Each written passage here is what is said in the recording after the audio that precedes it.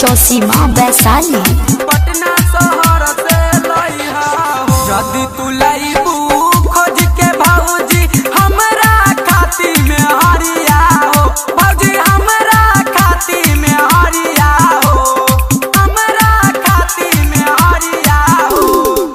यदि तू लइबू खोज के भौजी आ जाई घर में खुशहाली हो, भौजी आई घर में खुशहाली हो। पटना शहर से लइहा हो, दिल्ली शहर से लइहा हो, कि तोहर से कहेला तोहर देवरवा बतिया जन तू भुलइहा हो। शहर से लइहा हो, शहर से लइहा हो। Mix by DJ Kanchan Raj.